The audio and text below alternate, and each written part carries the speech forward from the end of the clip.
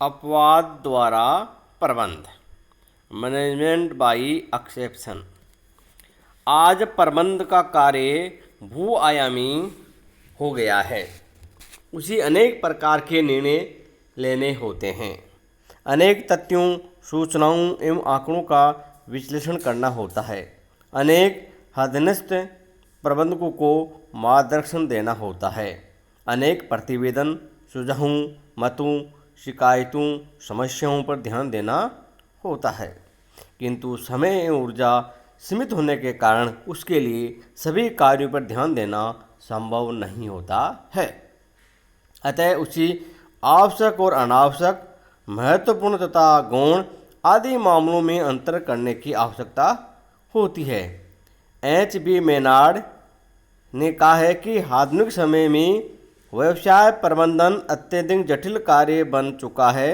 बढ़ती हुई प्रतिस्पर्धा प्रबंधकों को विवश कर रही है कि वे व्यवसाय के सभी क्षेत्रों में लागतों एवं लाभों के योगदान पर ध्यान केंद्रित करें, किंतु प्रबंधन की संगठित एवं व्यवस्थित योजना के अभाव में आज प्रबंधक सूचनाओं के ढेर में दब सकता है और प्रबंध कार्य उसकी क्षमता से परे हो सकता है, भले ही वह कई घंटों तक कार्य क्यों न करे। इसी दशाओं में अपवाद द्वारा प्रबंध की तकनीक महत्वपूर्ण योगदान कर सकती है। ये विचारधारा अनावश्यक गौण महत्व की बातों से ध्यान उठाकर जटिल, महत्वपूर्ण, आवश्यक तथा सृजनात्मक मामलों पर ध्यान केंद्रित करने पर बल देती है। ये तकनीक प्रबंध के सभी क्षेत्रों में समान रूप से अपनाई जा सकती है। लेस्टर बिटेल कहते हैं कि एक लंबे अध्ययन के बाद मैं इस निष्कर्ष पर पहुंचा हूं कि अपवाद द्वारा प्रबंध वह आधार है जिस पर कि अधिकांश आधुनिक प्रबंध व्यवहार आधारित है। इस सिद्धांत की स्पष्ट समझ के अभाव में अधिकांश प्रबंधक विवेकपूर्ण नियोजन, क्रियान्वयन तथा प्रभावपूर्ण नियंत्रण में कठिनाई अनुभव करेंगे। ये तकनीक विशिष्ट समस्याओं एवं परिस्थितियों पर ही उच्च प्रबंधकों को अपना ध्यान केंद्रित करने पर बल देती है। ये उच्च प्रबंधकों के समक्ष केवल वही जानकारी प्रस्तुत करने पर जोर देती है जिसकी उन्हें आवश्यकता होती है। आज ये अत्यंत आवश्यक हो गया है कि इस प्रबंध तकनीक को ठीक से समझा एवं अपनाया जाए ताकि प्रबंध को सृजनात्मक बनाया जा सके। अपवाद द्वारा प्रबंध का अर्थ एवं परिभाषा, meaning and definition of management by exception. अपवाद द्वारा प्रबंध वह तकनीक है जो प्रबंधकों को अपवाद स्वरूप विशिष्ट, जटिल एवं अनोखे मामलों पर ही अपनी सृजनात्मक योग्यता का प्रयोग करने की अनुमति देती है। लेस्टर आर बिटेल के अनुसार अपवाद द्वारा प्रबंध पहचान व संचार की वह प्रणाली है जो प्रबंधकों को उस समय संकेत देती है जबकि उनका ध्यान रखना जरूरी होता है। इसके विपरीत यह प्रणाली उस समय शांत रहती है जब तक कि प्रबंधक का ध्यान रखना जरूरी नहीं हो। ऐसी प्रणाली का प्राथमिक उद्देश्य प्रक्रिया को सरल बनाना होता है ताकि समस्या पर यथाशीघ्र ध्यान दिया जा सके और उन व्यक्तियों एवं मामलों पर उच्चाधिकारियों को समय व्यय न करना पड़े जिस पर उन्हें उनके अधीनस्थ भली प्रकार ध्यान दे रहे हैं। रेमंड मैकलियोड के अनुसार अधिकांश प्रबंधकों के पास इतनी ज़्यादा उत्तरदायित्व होते हैं कि वे सभी मामलों पर उचित ध्यान देना अव्यावहारिक पाते हैं। प्रबंधकों को चाहिए कि वे अपना ध्यान अति अच्छे तथा अति बुरे निष्पादन पर ही केंद्रित करें। पॉल माली के अनुसार अपवाद द्वारा प्रबंध की क्रियाओं तथा निर्णय को सरल बनाने की नियंत्रण व्यूहरचना है। यह पद्धति प्रबंधकों को उन समस्याओं एवं अवसरों में व्यवहार की अनुमति दे देती है जिनमें उनके प्रत्यक्ष कार्रवाई की आवश्यकता होती है और उन समस्याओं तथा अवसरों में व्यवहार की उपेक्षा करती है जो अधीनस्थों के द्वारा बेहतर ढंग से प्रबंधित की जा रही है। प्रबंधक नैतिक क्रियाओं, कार्यों तथा निर्णयों को प्रत्यायोजित कर देते हैं और एक ऐसी प्रतिवेदन पद्धति की स्थापना करते हैं जो उस समय संकेत करेगी जब उनका ध्यान रखना तथा संबंध होना जरूरी होता है। ये प्रतिवेदन पद्धति उस समय शांत रहती है जबकि अधीनस्थ निर्धारित प्रमापों या योजना के अनुसार प्रत्याशाओं को पूरा कर रहे हैं। क्योंकि मापनीय परिमाप व्यवहारों के द्वारा अनेक क्रियाओं में कमी आती है, अतः प्रबंधक द्वारा महत्वपूर्ण तथा आपातकालीन समस्याओं पर पर्याप्त ध्यान देना तथा उनका बेहतर प्रबंध करना संभव होता है। लियो मैगिनसन एवं उनके साथी के अनुसार अपवाद द्वारा प्रबंधकों को अपना ध्यान अति महत्वपूर्ण क्षेत्रों की ओर तथा कर्मचारियों अथवा निम्न स्तरीय प्रबंधकों को अपना ध्यान दैनिक कार्यकलापों को निपटाने की ओर निर्देशित करने में सक्षम बनाता है। प्रबंध विद्वान स्टार के अनुसार जब कार्यक्रम सही चल रहा होता है तो वहाँ प्रबंधक कार्य नहीं करता है। जब अपवाद उत्पन्न होता है तब प्रबंधक की आवश्यकता होती है और वह अपने विवेक का प्रयोग करता है। इसी प्रक्रिया को अपवाद द्वारा प्रबंध कहा जाता है। स्टोनर तथा फ्रीमैन के अनुसार ये सिद्धांत सुझाव देता है कि नियंत्रक प्रबंधक को एक परिचालन की प्रगति के बारे में उस समय सूचित किया जाना चाहिए जब वह निर्धारित योजना या परिमाप से महत्वपूर्ण रूप से भिन्न है। तभी प्रबंधक समस्या स्थिति की ओर अपना ध्यान केंद्रित कर सकता है। कार्ल आर एंडरसन के अनुसार अपवाद द्वारा प्रबंध निष्पादन के उन पहलुओं पर प्रकाश डालता है जो उससे भिन्न है जिनकी प्रत्याशा थी। अतः प्रबंधक अपवादजनक विचलनों सकारात्मक अथवा नकारात्मक पर ध्यान देकर अपने समय का श्रेष्ठ उपयोग करता है। इन सभी परिभाषाओं के अध्ययन से अपन को स्पष्ट होता है कि अपवाद द्वारा प्रबंधन की तकनीक ये बताती है कि उच्च प्रबंधकों को उन समस्त मामलों तथा कार्यों की ओर जो कि नियमित रूप से निर्धारित परिणामों की उपलब्धि करा रहे हैं अपना ध्यान आकृष्ट नहीं करना चाहिए, वरन ये कार्य तो अधीनस्थ प्रबंधकों द्वारा ही किए जाने चाहिए। उच्चाधिकारियों का ध्यान एवं उनका सहयोग तो केवल उन मामलों एवं परिस्थितियों की ओर ही आकृष्ट किया जाना चाहिए जो कि अपवाद स्वरूप उत्पन्न हो रहे हो। अपवाद द्वारा प्रबंध का महत्व या लाभ।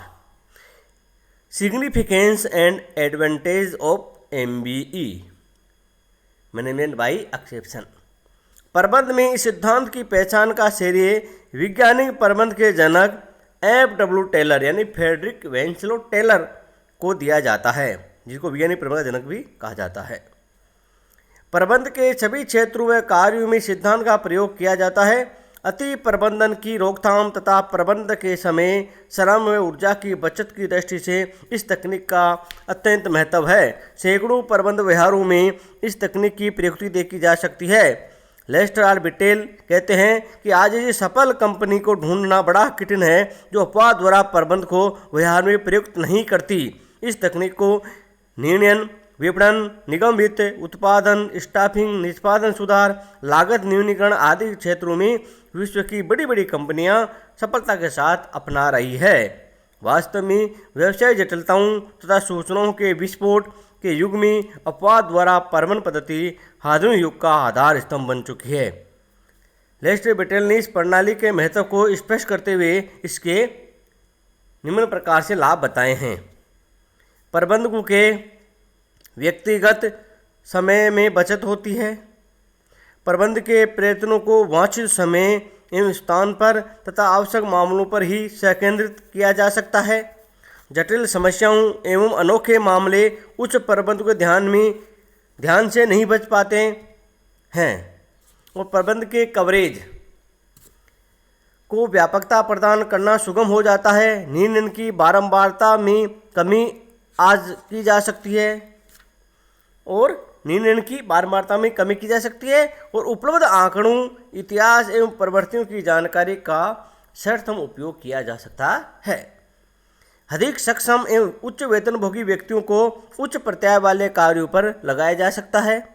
संकटपूर्ण तथा कठिन समस्याओं के शीघ्र एवं रचनात्मक हल खोजे जा सकते हैं। कठिनाइयों के प्रति प्रबंध को सचेत किया जा सकता है। परिस्थितियों तथा व्यक्तियों के मूल्यांकन के लिए गुणात्मक तथा परिमाणात्मक मापदंड निर्धारित किए जा सकते हैं। अनुभवहीन व नए प्रबंधकों के लिए बिना प्रशिक्षण भी नवीन कार्यों को संपन्न करना सरल हो जाता है। ये पद्धति व्यवसाय क्रियाओं के समस्त पहलुओं की व्यापक जानकारी तथा संगठन के विभिन्न अंगों के बीच प्रभावी आदान प्रदान को प्रोत्साहित करती है। मैकलियोन तथा पाल मालिक के अनुसार अपवाद द्वारा प्रबंधन के कुछ अन्य लाभ भी है जो इस प्रकार से हैं। ये प्रबंधक को सामान्य क्रियाओं पर ध्यान देने से मुक्त कर देता है। उच्च प्रबंधकों को बहुत कम निर्णय लेने पड़ते हैं, अतः वे प्रत्येक निर्णय पर गहन चिंतन कर सकते हैं। ये एक सकारात्मक दृष्टिकोण है क्योंकि इसमें अवसरों तथा समस्याओं को पहचाना जाता है। ये दूरी से प्रबंध करने की अनुमति देता है। ये कार्य स्थितियों में उतार चढ़ाव में कमी लाता है, जिससे परिणामों की भविष्यवाणी सुनिश्चित हो जाती है। इस प्रकार ये अपवाद द्वारा प्रबंध के महत्व लाभ के बिंदु थे। अब है अपवाद द्वारा प्रबंध के तत्व एवं कार्य प्रणाली, elements and mechanism of MBE। Lester R Bittel के अनुसार अपवाद द्वारा प्रबंध प्रणाली के प्रमुख तत्व निम्न प्रकार से हैं। माप, पहला है माप, मेजरमेंट। इस तत्व के द्वारा भूत एवं वर्तमान निष्पादनों को सामान्यतः परिमाणात्मक मूल्य प्रदान किया जाता है। मापन के अभाव में अपवादजनक मामलों का निर्धारण करना कठिन होता है, अतः अपवाद द्वारा प्रबंध की प्रथम अवस्था में संगठन की संपूर्ण संचालनात्मक क्रियाओं को जाना जाता है। निरूपण, प्रोजेक्शन। इस तत्व के द्वारा उन मापों का विश्लेषण किया जाता है जो संगठन के उद्देश्यों के लिए अर्थपूर्ण होते हैं तथा उन्हें भावी अपेक्षाओं में बदल दिया जाता है। निरूपण की अवस्था में विगत, वर्तमान और भावी आंकड़ों का भविष्य की दशाओं के पूर्वानुमान हेतु विश्लेषण किया जाता है ताकि संगठन के उद्देश्य निश्चित किए जा सके, योजनाएं बनाई जा सके तथा संगठनात्मक संरचनाओं में सुधार किए जा सके। Chain, selection. तीसरा तत्व है सिलेक्शन। इस अवस्था में संगठनात्मक उद्देश्यों की प्रकृति को दर्शाने वाले मापों अर्थात आधारों का चयन किया जाता है। यह आधार निम्नलिखित में से कोई भी हो सकता है, उद्योगानुसार, क्रियात्मक आधार तथा व्यक्तिगत आधार। चौथा तत्व अवलोकन, ऑब्जर्वेशन। यह तत्व वर्तमान निष्पादन के बारे में जानकारी देता है। अवलोकन के द्वारा चालू निष्पादनों का मूल्यांकन किया जाता है। पांचवा है तुलना, कंपैरिजन। इसमें वास्तविक निष्पादन तुलना अपेक्षित अथवा पूर्व निर्धारित प्रमापों से की जाती है तथा विचलन के बारे में जानकारी प्राप्त की जाती है। तुलना के द्वारा ही अपवादों का पता लगाया जा सकता है। छठा है कार्यवाही, एक्शन। ये तत्व विचलन को दूर करने के लिए सुधारात्मक निर्णय लेने से संबंध रखता है। इसके द्वारा निष्पादन को पुनः नियंत्रण में लाया जाता है तथा निष्पादन को अपेक्षाओं के अनुरूप बनाया जाता है। इस अंतिम अवस्था में अपवादपूर्ण मामलों को समाप्त करने का प्रयास किया जाता है तथा पुनः सामान्य स्थिति को स्थापित किया जाता है। इन 6 तत्वों के आधार पर अपवाद द्वारा प्रबंध को अपने सही ढंग से समझ सकते हैं। अपवाद द्वारा प्रबंध की कार्य प्रणाली के अंतर्गत उच्च प्रबंधकों के उत्तरदायित्वों को 2 क्षेत्रों में विभाजित किया जाता है। पहला वह क्षेत्र जिसमें प्रबंधकों को प्रत्यक्ष कार्रवाई करनी पड़ती है तथा वे इन कार्यों से सीधे सम्मत रहते हैं, तथा दूसरा वह क्षेत्र जिसमें नैतिक तथा पुनरावृत्ति वाले कार्य होते हैं तथा परिणाम स्वरूप जिसे प्रत्यायोजित किया जा सकता है। नैतिक उत्तरदायित्व के संबंध में मापनीय प्रमाप निर्धारित किए जाते हैं जो अपेक्षित निष्पादन के स्तर तथा गहनता को दर्शाते हैं जिसे प्राप्त करना होता है। उचित प्रशिक्षण सभाओं के द्वारा अधीनस्थों को प्रत्याशियों के उत्तरदायित्व को समझाया जाता है। अधीनस्थों को इन उत्तरदायित्वों को अकेले ही पूरे करना होता है। अधीनस्थ कर्मचारी अपने उच्च प्रबंधकों को केवल उन्हीं विचलनों के बारे में सूचित करते हैं जिन पर प्रबंधकों के ध्यान दिए जाने की आवश्यकता होती है। सूचित विचलन एक नियंत्रण क्षेत्र के अंतर्गत होता है और प्रतिवेदन कई चरणों में प्रस्तुत किया जाता है। 17 है चेतावनीता कार्रवाई, अलर्ट, वार्न एंड करेक्ट। अपवाद द्वारा प्रबंध की कार्य पद्धति को अपन सही ढंग से समझ सकते हैं। अब है अपवाद द्वारा प्रबंध की सीमाएं या दोष। अपवाद द्वारा प्रबंध यद्यपि एक महत्वपूर्ण तकनीक है किंतु इसकी कुछ सीमाएं भी है जो निम्न प्रकार से हैं। पहली, इसके लिए विस्तृत अवलोकन तथा प्रतिवेदन की आवश्यकता होती है। दूसरी, कोई विचलन रिपोर्ट नहीं होने पर यह पद्धति सुरक्षा का झूठा विश्वास देती है। तीसरी, मापनीय परिमापों को निर्धारित करने में विशेष योग्यता की आवश्यकता होती है। चौथी, इससे भी कागजी कार्रवाई बढ़ती है। और पांचवा, दशाओं के बदलने पर अपवाद निर्धारक घटक भी बदल जाते हैं। और छठा, भारापण कार्य अपवाद द्वारा प्रबंध का ही एक सामान्य व्यवहार है। इस व्यवहार में उस समय बाधा आती है जब प्रबंधक अधीनस्थों को निर्धारित सीमाओं के भीतर कार्य करने के लिए अकेले नहीं छोड़ते हैं। और नेक्स्ट, इससे भारापण में वृद्धि होती है। और नेक्स्ट, कुछ क्रियाओं का परिमाणात्मक मापन संभव नहीं होता है। उपयुक्त सीमाओं के बावजूद भी वर्तमान प्रबंध जगत में इस तकनीक का महत्व कहीं अधिक है। धन्यवाद।